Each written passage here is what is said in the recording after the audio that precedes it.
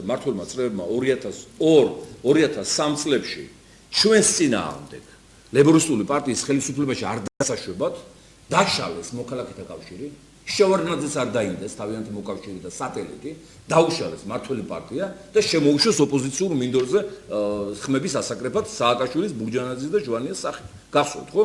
ამ მოდელმა გაამართლა, ხელისუფლება არ შეცვლილა, შევარდნაძე მიიღო გარანტიები ხელშეუხებლობის, წავიდა კწანიში დაჯდა და მთელი ნათესავები, მილიარდელები და მილიონერები ყავს, არავინ არ შეხებია მაგათ.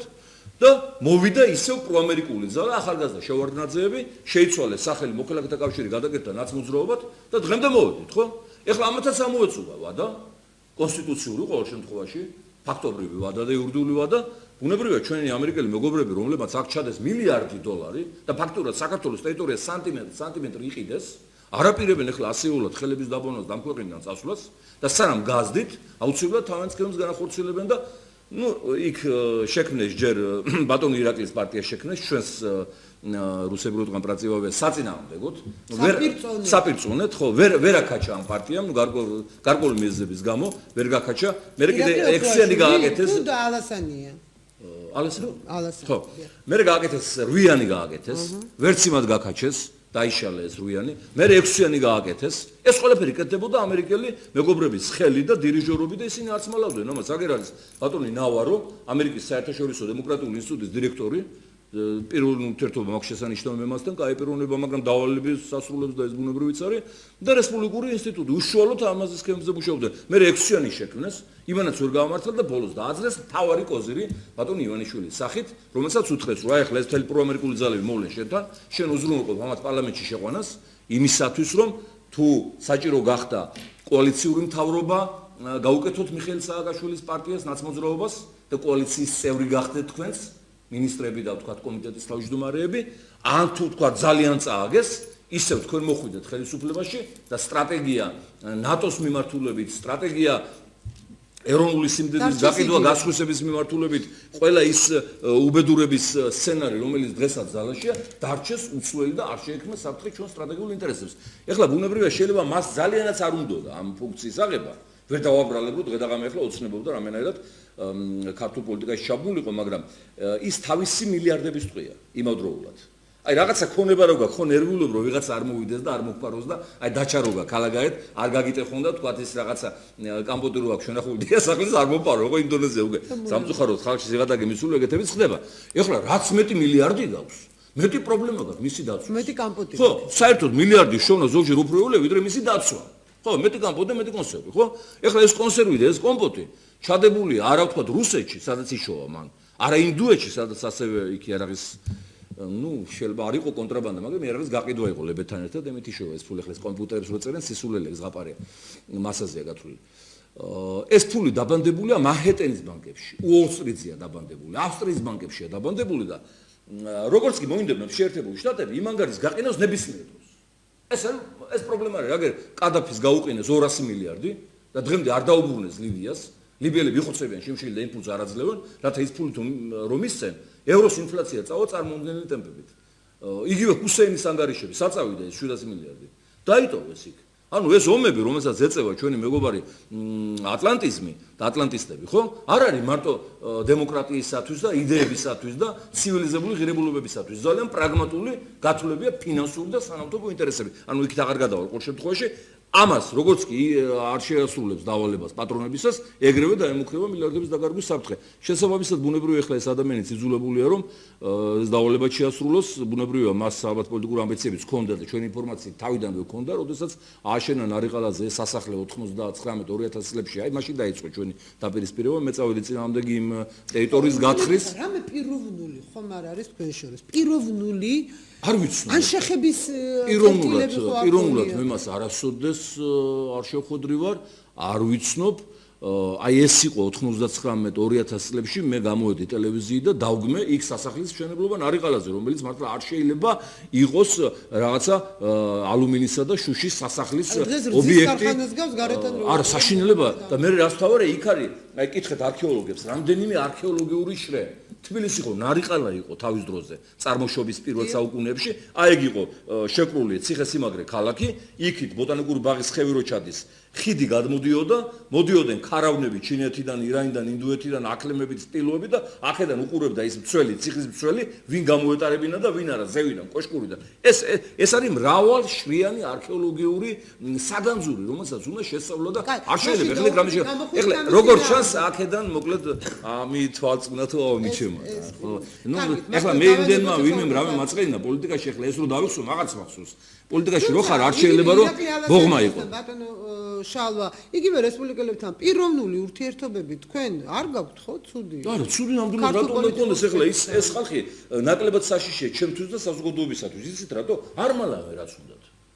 ჭკვიანი ხალხია, თავიანთი საქმე იციან და იდეოლოგიას არ მალავენ, არ იტყუებიან. ისინი პირდაპირ ამბობენ რომ უნდა იყოს ლიბერალური ეკონომიკა, ყველაფერი უნდა იყოს გაყიდვადი, საქართველოს უნდა გახდეს ნატოს წევრი, საქართველოს უნდა იყოს ამერიკის სატელიტი მოკავშირე რეგიონში, უნდა ქონდეს ანტირუსული მიმართულება და პოლიტიკა რომ მუდმივად გვემაში ვიყოთ აი ასე, მაგრამ მათ მეაშინათ რომ ეს სწორია, რომ უნდა იყოს თქვათ იგივე ერთსქესიანების ქორწინება დაშვებული და ეს ნეოლიბერალური ღირებულებები. მალავს ამას ყველაფერს. როგორ? რატო ფიქრობთ რომ ივანიშვილი მალავს ამას ყველაფერს? აი რაც ჩამოთვალეთ ახლა, ნუ ხა ერთსქესიან ქორწინებაზე მას არაფერი უთქვამს, მაგრამ დანარჩენი ხა რაზეც თქვენი საუბრეთ. არა, ერთსქესიან ქორწინებაზე წინასწარ არ იტყვენ, იციან რომ სამგებიანია, დააგანებენ ფაქტის წინაშე და კანონს მიიღებენ და მე იტყვენ. მე დაგისაბუთებენ რომ როგორც აი თქვათ მერთო მაპატეის შედარებისათვის რომ საბავშვო ბაღები უნდა ფასიანი ყოფილიყო და ამას ითვალისწინებს თანამედროვე ცივილიზებული მოდელი დაგისაბუთებენ რომ ესაც ცივილიზებული მოდელია. აი როგორც თქვათ თეთრნახევრიანი დენი რომ უნდა იყოს 18 თეთრი ამას გისაბუთებენ. ასევე დაგისაბუთებენ ამასაც. ისევე როგორც თქვათ ახლა გაიაბდა ფილი თემსოფლიოში 50% და აქ პურზე ფასი არ დავარდნენ და გისაბუთებენ რომ ეს ნამდვილად სწორედ ასე. გისაბუთებს ბატონო შალვა. ხელისუფლება და ხელისუფლების იდეოლოგია არის ამ პარტიების იდეოლოგია. ეს არის ლიბერალური მიმართულების პოლიტიკური ძალები, რომლებიც აღიარებენ სოციალურ დარვინიზმს. ანუ ამბობენ რას? რომ ადამიანისთვის მგელია, ადამიანს თუ შეუძლია ყველაფერში უნდა გადაიხადოს ფული და იცხოვროს ისე, თუ არ შეუძლია უნდა მოკლეს. თუმცა აი ეს არის ლიბერალური, თანამედროვე ნეოლიბერალური მოდელის პრაქტიკული რეალური სახე, რასაც წარმოადგენს ეს ხელისუფლება და პროამერიკული ოპოზიცია. განა ცუდები არიან ისინი. ოპოზიციაზე ვამბობ, ახლა სააკაშვილი და მერაბიშვილი ბოკერა ცუდები და დანაშაუები არიან, მაგრამ აი პროამერიკული ოპოზიცია, განა პიროვნებებია ცუდები და კაცჭენები. მათ ასეთი რწმენა აქვთ. რომ არ უნდა იყოს თქვა უფასო განათლება, არ უნდა იყოს უფასო ჯანდაცვა, გადასახადები უნდა იყოს დიდი, ეკონომიკა არ უნდა იყოს ეროვნული და უნდა იყოს გასაღების ბაზარი და უკეთესი პროდუქცია თუ გამოდის კოსტა-რიკაში ის უნდა გაიყიდოს აქ და არა თქვა ქართული პროდუქციის ხელშეწყობა არის სოციალიზმის ელემენტი, ისინი ნახდათ ფიქრობენ რომ საქართველოს ნატოში შესვლა არის ქვეყნის გადარჩენა და არ ფიქრობენ რომ ცხინველი და აფხაზეთი დაგვრჩება რუსეთში თუ იქ შევედით. ისინი ნამდვილად ფიქრობენ იმას, რომ ამერიკა მუდმივად იქნება მსოფლიოს ლიდერი და არ ითვალისწინებენ, რომ წამოიზარდა სხვა ლიდერები ჩინეთის, ინდოეთის, ბრაზილიის, ბრიკის ქვეყნების, ევროკავშირის, რუსეთის სახიდან მსოფლიო მალე იქნება მრავალპოლუსიანი. ამდენად ისინი გულწრფელად ამას ფიქრობენ, მაგრამ ერთია ისინი რაც ფიქრობენ და მეორე ჩვენ რა გვინდა? ჩვენ გვინდა რა გადარჩენა აი ამ რთულ და მრავალწახნაგოვან მსოფლიოში, სადაც მართლაც პრაგმატული შიშველი პოლიტიკა წყვეტავს ყველაფერს და არავის არ აინტერესებს შენი წარსული, შენი ისტორია, შენი კულტურა, აგერ მაგალითები, რამდენიც გინდა, ის 10,000-ობით ინგლისურის მასწავლებელი ჩამოყვანილი, ეს ქართული ენა შელახული, რელიგია და მართლმადიდებლობა იურიდიულად შეზღუდული, ეკლესიები დანგრეული, ჯვრები მოთხრილი, ბათუმი თურქებზე გაყიდული, ეს რეალობაა, აზიზეის მეჩეთი ეს იყო სულთანი, რომელიც იყო ჩვენი ოკუპანტი, თურქეთის სულთანი. ეხლა მაშინ კეთილი ინებონ ჩემო ძვირფასმა თურქებმა და სტამბულში აგვაშენებინონ აღმაშენებელი სახელობის ეკლესია. დავითი ხო თურქებს ებრძოდა რა? აი ესე გვებრძოდა ის სულეიმანის და თუ დავითის ეკლესიას აგვაშენებინებენ სტამბულში ან ანკარაში, მე განვიხილავთ ბათუმში აზიზეის მეჩეთის შენებლობის საკითხს. ამდენად აი ეს ყველაფერი არის გადაჯაჭვული სოფლიოში მიმდინარე ურთულეს პროცესებთან და ამ სიტუაციაში ჩვენ არც ერთ პოლუსზე დაყრდნობა არ გვაწყობს და არ გვარგებს დაგშლის. დავეყრდნობით ამერიკას, რუსეთი დაგშლის. თლად რუსეთს დავეყრდნობით ამერიკა დაგშლის და ევროპა დაგშლის. ისლამური სამყაროს წინააღმდეგ გაველაშქრებ და ჯარების გაგზავნას არ შევწყვეთ ავღანეთში, ტერაქტი აექმოვა ჩვენი სახლისკარებში და ჩვენი შვილების სკოლებში და უნივერსიტეტებში.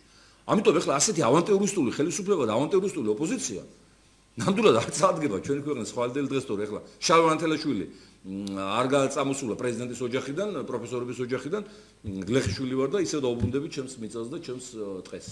დუშეთში. კი, ბაზალეთში. ბაზალეთში. პრობლემა არ არის არანაირი. ამის გამო გული არ გამისკდება ნამდვილად. უბრალოდ ქვეყნის აი ესეთი ტრაგიკული მდგომარეობით შეიძლება გამისკდეს გული მარტო. როგორ ემზადებით არჩევნებისთვის? როგორ გითხრათ, იცი არჩევნებისათვის პოლიტიკური პარტია და პოლიტიკური ძალა ყოველთვის სულ ემზადება. ემზადება, მაგრამ ყოველთვის ემზადება. მთელი პოლიტიკა არის არჩევანის დღე. ყველაფერი კეთდება ანუ იმისათვის. რამე დაიქითხოთ. გაქვთ თუ არა იმისი განცდა რომ თქვენ არჩევნებში ერთი კონკურენტი უნდა გყავდეთ, ეს არის ხელისუფლება. ეხლა გაქვთ თქვენ იმის განცდა რომ თქვენ არჩევნებში არა მარტო ხელისუფლება ყავთ კონკურენტი, არამედ აი ეს მძლავრი უკვე ძალიან სერიოზული გაერთიანება, რომელსაც ფორუმიც შეუერთდა. მე მიმაჩნია რომ ჩვენი კონკურენტია ყველა.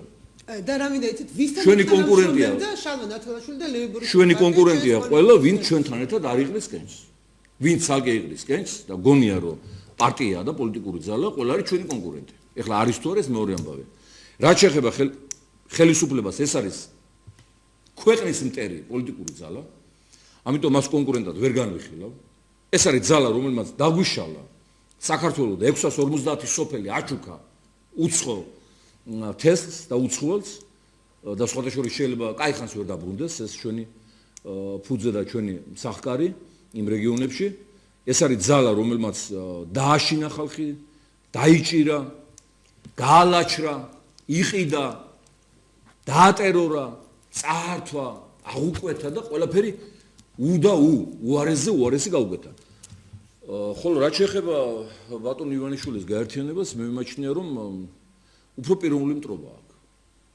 სამწუხაროდ პოლიტიკური კონკურენცია აქ გადაიქცა უკვე პიროვნულ მტრობად. ჩვენ ძალიან ვცდილობთ და ვეცდებით რომ ჩვენი მხრიდან ეს მტრობა არ იყოს და იყოს კონკურენციული გარემო, ჰა? ო, სამხრივია მისი მხრიდან და არა ომხრივი. პიროდი მტრობა, აბა ეხლა კაცი პოლიტიკურ მოღვაწეობას იწყებ და ვიმეორებ ლეიბორისტული პარტიის წინააღმდეგ ბრძოლით იწყებ და არა სააკაშვილის წინააღმდეგ ბრძოლით. კარგი, ბატონო შალვა, ვისთან ითანამშრომლებდით? რაც მაგან იკადრა და რაც მაგან გაბედა, მე პირდაპირ გეტყვით. ეს არ უკადრია და არ გაუბედია შევარდნაძეს და სააკაშვილს. აი ესეთი ცილისანობა, ასეთი თავდასხმა, პრესის და ტელევიზიის მოსყიდვა და დავალება რომ დააპიერეთ და გალანძღეთ ლეიბორისტები და დღედაღამე გუგუნი მიდის კავკასიაზე და რამიშვილის გადაცემაში და რადიოებში და ზოგიერთ საინფორმაციო სააგენტოში. რატო ხართ ესე? გასლაპარაკობთ, იწყებს ჩვენ დამთავრებს ჩვენ პირდაპირ აქ დავალება მიცემული რომ ჩვენი პიარი გააგრძელოს და გააშარდოს ყველაფერი. ეს თქვენი მოსაზრებაა, ბატონო შალვა. ეს არავის იგივე კავკასიასთან დაკავშირებით, მე როგორც ვიცი, თქვენ დაწესებული ურთიერთობებით გაკავშირებთ და სადაც ფული გამოჩნდება, იქ ნათესაობა როგორც ჩანს ძალიან ნელდება და ცხრება. და ეს ხომ ძალიან მძიმე ესეც ხო ბრალდებაა ძალიან სერიოზული. იგივე კავკასიის მესეურთა მიმართ, რომ ესე იგი მათ ყველაფერს ხაზი გადაუსვეს ფულის გამო. რომ კავკასია არის ივანიშვილის საოჯახო ტელევიზია და ეხლა ამაში ვინ შემედავება რა მაშინ კი ბატონო შევხვდებით სალკე დებატებში და ვისაუბროთ ივანიშვილის საოჯახო ტელევიზია კავკასია შემდა სამწუხაროდ იმიტომ რომ დღე და ღამეს ხედან ბერძენიშვილები ალასანია ძიძიგური დავითაშვილი ხიდაშელი ის რა ქვია სესიაშვილი ნუ მთელი ესე იგი ეს კამარილია ვინც ბინადრობს აი ნარიყალა სასახლეში მე ჩამოდის ტელევიზიაში მიდის და იქიდან მიდის თქვენ ხშირად ხართ იქ სადავარ ხშირად მოდიან მარტო ჩემს ბრიფინგზე დიახ პარტიის ლიდერების ბრიფინგებს არ აშუქებენ მარტო ბრიფინგებს აშუქებენ ჩემსაც და პირდაპირ ეთერი დაგეტილი გქონდა და საერთოდ პირდაპირ ეთერში მისვლას არ გის მაგათთან იმიტომ რომ ნუ ჯერ ეგ ერთი ეს არასერიოზული წამყვანია ბატონი აკუბარდია მე ახლა როგორც ახლობელს არაერთხელ უცხარო შენ უნდა დაანებო თავის წამყვანობას და ვინმე სერიოზული დასვა და იმაც აიღო ვისაუბროთ იმიტომ რომ კოლეგიალური ამიტომ ეგ ღირს თუ არა მისვლა მე არ ვიცი და აი რაც კავკასიამ გააკეთა ჩვენს წინამდე კი არ არის გაკეთებული ეს არის ერის წინამდე გაკეთებული როდესაც თქვენ შეამზადეთ რესპუბლიკელები და პროამერიკული ფრთა ხელისუფლებაში მოსასვლელად ერის წინაშე აიღეთ პასუხისმგებლობა ეს სხვადასხვა პირველად არ გააკეთეს ასექნეს 99 წელს როცა ჩვენ და ასლანაბაშიძე დავეტაკეთ გახსოვთ ალბათ აბაშიძე გთხოვდა რომ მის ბლოკში გავწევრიანებულიყავით რაზეც უარი მიიღო შემდგომში გადაგვიკეტეს კავკასია აღორძინებამ გადაგვიკეთა კავკასია და აღარ გსვავდნენ ეთერში 2003 წელს როცა ყველაზე კრიტიკული მომენტი იდგა თუმცა აჭარის ტელევიზიას მაშინ უკვე პირდაპირ ეთერი ქონდა თბილისში ბატონო შალვა და იქაც მობრძანდებოდით ხოლმე თქვენ ჩემთან პირდაპირ ეთერში და სტუდიაში და შენზე ეს არ ვცელდებოდა მაგრამ აი 2003 წელს არჩევნების წინა დღეს გამოვედი კავკასიაზე და არჩევნები 2 ნოემბრის არჩევნები, რომელიც გახდა მე რევოლუციის დაწყების საფუძველი, ხო? და სააკაშვილი რომ ჩემზე წინ არ გასულიყო, რევოლუციას ვერ დაიწყებდა.